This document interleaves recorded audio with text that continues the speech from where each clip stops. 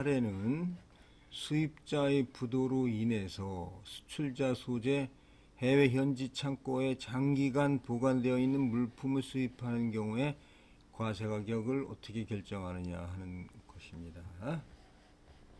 보겠습니다. 수입자는 스테인레스 냉간 압연 강판을 전문적으로 생산하여 국내 판매 및 해외 수출 업체로서 동사의 제조 공정 중 스테인레스 냉연 강판의 소든 산세 처리 공정인 이 라인의 설비 노후화와 열처리 능력 부족에 대처하기 위하여 새로운 라인을 해외에 계약 발주하였습니다.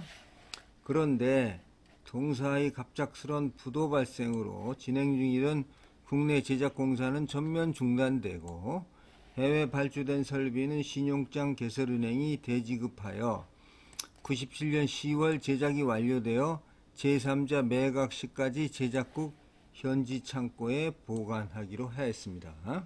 일단 대지급해서 물품 제작은 완료된 거죠. 수입자만 없는 것이 제작 완료됐고 또 제작 제3자에게 매각 시까지 제작국 현지 창고에 보관합니다. 왜냐하면 신용장 개설은행이 자기가 투자한 돈이기 때문에 자기가 지급한 돈이기 때문에 자기가 마지막까지 이렇게 관리를 하고 있는 것으로 알고 있습니다. 쟁점 물품의 과세 가격을 당초 계약에 의하여 지리사가 설비 공급자에게 실제 지급한 가격을 기초로 평가해야 하는지, 돈은 이미 지급이 됐죠. 대지급이 됐으니까. 아니면 장기간 보관된 물품으로 당초 발주 당시의 정상 물품으로 볼 수 없어 새로운 평가 방법에 의해 과세 가격을 결정하여야 하는지 여부가 쟁점이 되겠습니다. 자, 그럼 거래 내용을 보겠습니다. 첫 번째로 독일 S사 등 4개사로 구성된 수출자, 여기 수출자가 있습니다. 수출자 S나 외자 도입 계약을 수입자가 체결하였습니다. 그래서 외자 설비 신용장을 개설했죠. 신용장 개설은 이 B은행과 했습니다. 그래서 수출자 S에게 선급금 LC금액의 20%인 선급금 약 한 820만 불을 지불을 했습니다. 그 다음에 설비를 제작을 완료해 있지만 수입자가 부도가 났기 때문에 제작사 현지 창고에 보관하기로 계약을 수정을 했습니다. 그래서 수정 내용은 FOB에서 CIP 운송비 보험료 대지급 지급 조건으로 변경을 했고, 외자 설비 AP 설비는 제작사 현지 창고에 입고를 했고, 중도금 및 잔액을 신용장 개설은행인 B은행에서 대지급하여 완료를 했습니다. 그 다음에 창고 보관료 및 보험료 매년 약 5억 원을 수입자 I가 매년 지급을 했습니다. 그래서 수입자 I가 부담했고 4년 그 후에는 외곽 대금에서 차감을 했습니다. 보관 상태를 보면 약 5억 원의 관리비를 지불하며 해외 현지 창고에서 비교적 양호하게 관리하고 있어 외관상 특별히 변질 손상되지 않는다는 얘기죠. 자, 수입자와 수출자와 수입자 간의 구매 계약을 체결하여 물품 대금을 당초 계약대로 납부한 후 수입자의 부도로 인해 수출자 소재 해외 현지 창고에 장기간 보관되어 있는 물품을 수입하는 경우 당초 계약 금액을 기초로 과세 가격을 결정하여야 하는지, 아니면 장기간 보관 미사용 등으로 정상 물품으로 볼 수 없어 수입 신고 당시 물품의 성질에 따라 과세 가격을 결정해야 하는지, 정상 물품이냐 아니냐 하는 것가 쟁점이 되겠습니다. 마찬가지로 항상 하는 얘기지만 수입 물품의 과세 가격은 우리나라에 수출하기 위해 판매되는 물품에 대하여 구매자가 실제로 지급한 금액을 기초로 결정한 시 원칙이며 법령에서 정한 거래 가격 배제 요건에 해당하지 않는 한 실제 지급 금액을 기초로 과세가격을 결정해야 합니다. 수출자와 수입자 간 체결한 쟁점 물품의 구매 계약서에 의해서 수출자는 쟁점 물품을 제작 인도하였고 수입자는 취소불능 신용장 개설은행을 통해 쟁점 물품의 계약 대금 약 4,100만 불을 정상적으로 지급 완료하였습니다. 따라서 당초 계약은 유효하고 구매자의 동물품 소유권도 사실은 변함이 없습니다. 신용장 개설은행은 산업은행은 양도담보권만 가지고 있고 쟁점 물품의 창고 보관증을 수입자에게 반환한 결과 현재 쟁점 물품의 소유권은 당초 계약자인 수입자에게 있습니다. 동물품은 현재까지 매년 5억 원 상당의 보관료를 지불하여 관리해 오고 있고 특성상 장기간 보관으로 인하여 손상 또는 변질되는 물품으로 보기 어렵고 수입 물품의 변질 손상으로 인한 가치 감소분에 대한 판단 여부는 통관 시점에서 세관장이 하여야 할 사항이라고 판단이 됩니다. 즉 고내 창고에서 매년 5억 원의 상당의 보관료를 지불하면서 비교적 양호하게 관리를 해오고 있고 만약 창고 보관 중 변질 손상이 된 경우에는 수입 물품에 대한 배상 등의 별도 계약이 있었을 것으로 판단이 됩니다. 따라서 양 당사자 간의 계약 내용대로 물건이 수입을 위하여 정상품 가격대로 실제 당해 물품은 정상적인 신용장 거래 방법에 의한 수입 물품으로 단지 수입자의 자금 사정으로 인해서 해외 창고에 장기간 보관되었을 뿐 양 당사자 간의 거래 가격을 배제하고 새로운 평가 방법에 의해 과세 가격을 결정할 만한 사유가 발생하지 않았다. 평가되고 수입자는 쟁점 물품의 대금을 당초 계약 금액대로 지급 완료했죠. 소유권도 보유하고 있죠. 그렇다면 수입 물품의 과세 가격은 당초 실제 지급한 당초 계약 금액을 기초로 결정해야 함이 타당합니다. 다만 수입 신고 당시 당해 물품의 변질 손상 여부가 있다면 이는 통관 시점에서 세관장이 판단할 사항이며 당해 물품이 실제로 변질 손상된 경우에는 과세 가격을 따로 변질 손상 물품으로서 결정할 수가 있을 것입니다. 수입 물품 과세 가격 결정하시. 지금은 관세평가 운영해가는 곳으로 바뀌었습니다.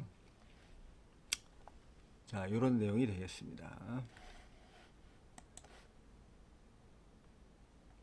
자, 그 다음에 보증신용장 스탠바이 LC죠. 개설 수수료를 구매자가 실제로 지급하였거나 지급해야 할 가격에 포함시켜야 하는지 여부입니다. 구매자가 판매자와 매매 계약을 체결하면서 물품 대금은 TT 송금 방식으로 결제하고 물품 대금은 TT 방식이고 판매자 요청에 의해 국내 은행에 보증신용장을 개설하고 이 은행에 개설 수수료를 지불하였습니다. 이거는 누가 요청? 판매자가 요청해서 구매자가 한 것이죠. 왜냐하면 보증신용장은 이게 안 되면 구매자가 돈을 못 내면 이 스탠바이 LC 개설은행에서 돈을 지불하도록 하는 그런 보증신용장입니다. 구매자가 일반 LC 없이 판매자 요청에 의하여 보증신용장만을 개설하고 그 신용장 개설 수수료를 부담한 경우 동수수료가 과세가격에 포함되는지 여부가 쟁점이 되겠습니다. 자, 볼까요? 구매자가 판매자 요청으로 수입국 내 은행에 대금 결제를 보증하기 위한 보증신용장 스탠바이 LC를 개설하고 개설 수수료를 지급한 경우 동개설 수수료를 관세평가협약 5.1 확인 수수료와 같은 성격으로 보아 동협약 부속서 3 제7항의 규정에 의거 구매자가 실제로 지급하였거나 지급해야 할 금액에 포함시켜야 할지 여부입니다. 자, 보겠습니다. 관세법 제30조 제1항 및 2항의 규정에 의하면 수입 물품의 과세가격은 우리나라에 수출하기 위하여 판매되는 물품에 대하여 구매자가 실제로 지급하였거나 지급해야 할 가격으로서 구매자가 당해 수입 물품의 대가와 판매자의 채무를 상계하는 금액, 구매자가 판매자의 채무를 변제하는 금액 및 기타 간접적인 지급액을 포함하되 제2항 단서 각 호의 규정된 금액을 명백히 구분할 수 있을 때는 그 금액을 제외하고 있습니다. 이게 우리 관세법 30조 1항 2항 조항이죠. 자, 그와 더불어서 WTO 관세평가협약 부속서 3 7항에 구매자가 실제로 지급하였거나 지급할 가격은 수입 물품의 판매 조건으로 구매자 또는 판매자에게 또는 구매자가 판매자의 의무를 충족할 수 있도록 제3자에게 실제로 지급하였거나 지급할 모든 금액을 포함한다고 되어 있습니다. 그리고 관세평가협약 해설 5.1 확인수수료 에서는 확인수수료는 본질상 대금이 지급되지 아니할 위험에 대한 보험료의 성격이 강하다. 따라서 검토되어야 할 사항은 확인수수료에 대한 비용이 수입 물품에 실제로 지급하였거나 지급해야 할 가격의 일부에 해당되는지 여부입니다. 만약 수입 물품의 지급에 대한 확인이 구매자의 거래은행으로부터 지급이 이루어지지 않는 위험으로부터 판매자를 보호하기 위한 것이기 때문에 이것이 판매자를 위한 것이라면 확인수수료는 확인수수료가 수입 물품의 판매 조건으로 판매자에게 그리고 또는 제3자에게 지급하는 경우라면 실제 지급하였거나 지급하여야 할 가격은 모든 확인수수료를 포함한다고 설명하고 있습니다. 동권은 판매자가 구매자로부터 물품 대금의 지급을 보증받기 위하여 구매자에게 보증신용장 개설을 요청하였고 구매자는 동신용장 개설에 따른 수수료를 지급하였는 바 동수수료는 물품 거래에 따른 수입 물품 판매 조건으로서 구매자가 지급한 비용으로 볼 수가 있습니다. 따라서 이와 같은 관련 규정 및 내용을 종합해 볼 때 동보증 수수료는 판매자 요청에 의해 지급되는 판매자의 채무 이행 보증을 위해 지급되는 것으로서 WTO 협약 제5.1에 설명된 확인 수수료와 같은 성격으로서 관세법 30조 제2항 WTO 평가협약 부속서 3 7항의 규정에 의거 실제 지급하였거나 지급해야 할 간접적인 지급금액이다. 이렇게 판단이 됩니다. 즉 결론적으로 판매자가 구매자의 물품 대급 지급 의무를 보증받기 위해 구매자에게 요청하여 개설하였다면 동 스탠바이 LC 개설 수수료는 수출 물품의 판매 조건으로 구매자가 지급한 금액이므로 실제 지급 금액으로 보아 과세가격에 포함되어야 합니다. 그 다음에 합작 영화 필름 수입지 과세가격 결정 방법입니다. 개요 영합 제목 투자 금액은 얼마인데 외국인 투자자가 50%, 국내 투자자 A가 20%, 국내 투자자 B가 30%입니다. 판권 소유도 다치 투자 비율에 따라 공동 소유합니다.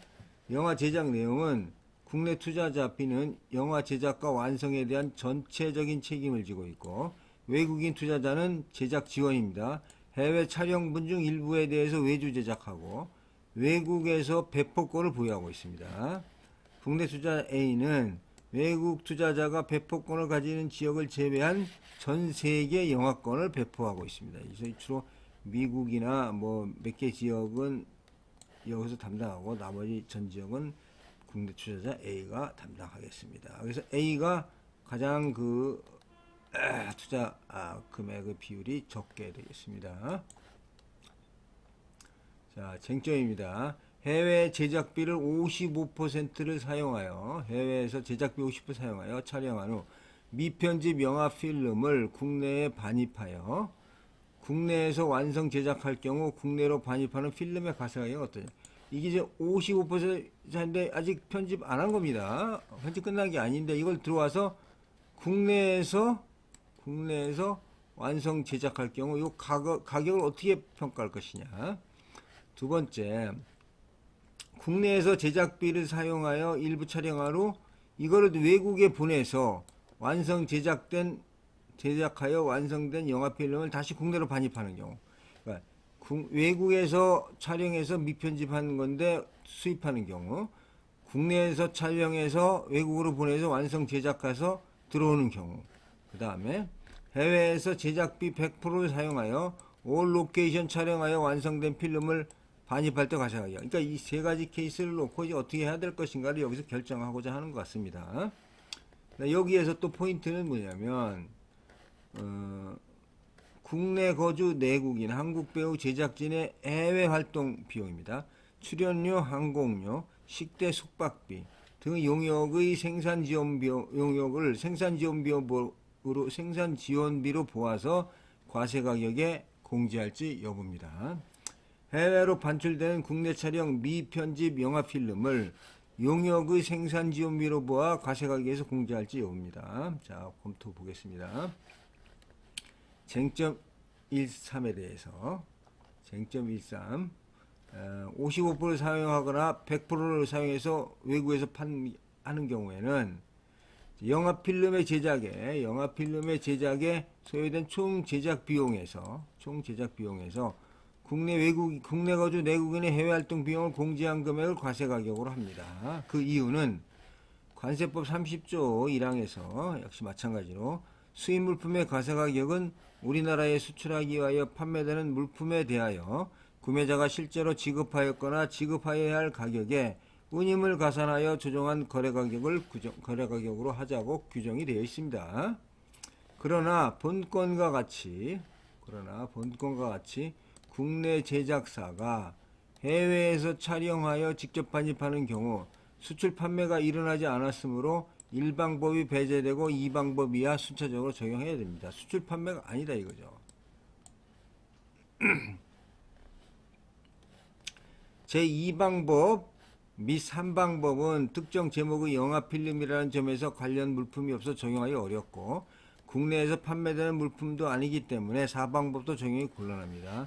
또한 5방법은 수입품 생산에 소요되는 비용에 수출국 내 생산자가 제조한 상품, 동종 또는 동류의 상품 판매 시에 통상적으로 반영되는 이윤과 일반 경비의 금액을 가산하여 산정하도록 규정하고 있으나 쟁점 물품인 영화산업의 경우 그 특성상 통상의 이윤 및 일반 경비를 산정할 수 어렵기 때문에 적용하기가 곤란합니다.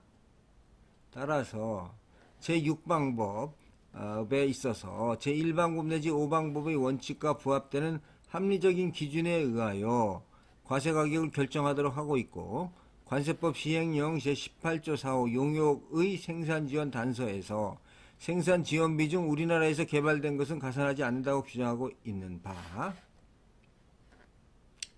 본건의 경우 해외에서 영화용 필름을 제작하는 데 소요된 총 제작 비용을 과세 가격으로 볼 수 있겠지만 해외에서 영화 제작에 소요된 총 제작 비용 중 국내 거주 내국인에게 의해 수행되는 활동은 기술 용역의 생산 지원에 해당이 됩니다. 다만 감독 등 제작진과 배우들의 경우 연기력은 한국에서 완성 개발된 것이고 해외에서 제작 연기하는 것은 한국에서 취득한 노하우를 표현하는 활동에 불과하기 때문에 이와 관련된 모든 비용을 과세가격에서 제외해야 합니다. 그래서 해외 총 제작 비용에서 국내 거주 내국인의 해외 활동 비용을 공제한 그 금액을 과세가격을 합니다. 요거와 관련해서 해외 제작 방화의 과세가격이 관련해서 과거 관세청에서도 같은 유권 해석을 하고 있습니다. 자, 쟁점 2에 대해서 영화 필름 제작에 소요된 총 제작 비용에서 국내에서 촬영되어 해외로 반출되는 미편집 영화 필름의 제작 비용, 필름 가격과 국내 거주 외국인의 해외 활동 비용을 공제한 금액을 과세 가격을 합니다. 자, 우리나라에서 만들었기 때문에 우리나라 만든 부분은 제외해야 되겠죠. 자, 마찬가지 이유입니다. 관세법 30조 수입 물품의 과세 가격은 우리나라에 수출하기 위하여 판매되는 물품에 대하여 구매자가 실제로 지급하였거나 지급하여야 할 가격에 운임 등을 가산하여 조정한 거래 가격으로 규정하고 있습니다. 그러나 본건과 같이 국내 제작사가 해외에서 촬영하여 직접 반입하는 경우 수출 판매가 일어나지 않았기 때문에 1방법은 쓸 수가 없고 2방법 이하를 순차적으로 적용하여야 합니다. 제2방법 동종 동질 물품의 거래 가격이죠. 제3방법 유사 물품의 거래 가격은 특정 제목의 영화 필름이라는 점에서 직접 관련 물품이 없어 적용하기 곤란하고 국내에서 판매되는 물품도 아니기 때문에 4방법 적용도 어렵습니다. 또한 제5방법은 수입품 생산에 소요되는 비용에 수출국 내 생산자가 제조한 상품과 동종 또는 동류의 상품 판매 시에 통상적으로 반영되는 이윤과 일반 경비 금액을 가산하여 산정하도록 규정하고 있으나 쟁점 물품인 영화 산업의 경우 그 특성상 통상의 이윤 및 일반 경비를 산정하기 어렵기 때문에 적용할 수가 없습니다. 따라서 제6방법 합리적 기준에 의한 과세가격에 있어서는 제1방법 내지 제5방법의 원칙과 부합되는 합리적인 기준에 의하여 과세가격을 결정하도록 하고 있고 관세법 시행령의 생산지원비 중 우리나라에서 개발된 것은 가산하지 않는다고 규정하고 있습니다. 본건의 경우에 영화용 필름을 제작하는 데 소요된 총 제작 비용을 과세가격으로 볼 수 있겠지만 제작 비용 중 필름 가격을 제외한 국내에서 촬영되어 외국으로 반출되는 미편집 영화 필름의 제작 비용, 이건 국내에서 수행된 용역 활동 비용이라고 할 수 있죠. 또 국내 거주 내국인이 해외 활동 비용은 기술 용역 생산 지원에 해당이 됩니다. 다만 국내에서 촬영되어 해외로 반출되는 미편집 영화 필름의 제작 비용 중 필름 가격을 제외한 감독 등 제작진이 배우의 연기력, 노하우 등은 우리나라에서 완성하여 개발된 기술 용역의 생산 지원으로 과세가격에 제외되며 국내 거주 내국인이 해외에서 제작 연기하는 것도 한국에서 완성된 노하우를 표현하는 활동에 불과하기 때문에 이와 관련된 모든 비용을 과세가격에서 제외해야 합니다. 그래서 제작 비용 중 국내에서 반출되는 영화 필름 가격에 해외 제작 비용 55% 마이너스 국내 거주 내국인이 해외 활동 비용이 되겠습니다. 이것은 같은 뜻의 유권 해석이 있습니다. 자, 요것은 이제 1방법을 적용할 수 없어가지고 2, 3, 4, 5, 6방법으로 해서 결정이 되는 내용을 순차적으로 설명하고 있는 좋은 사례라고 판단이 됩니다. 이번 그 영화 필름 수입시 과세가격 결정 방법 요 사례까지 하기로 하고 다음 시간에 뵙도록 하겠습니다. 감사합니다.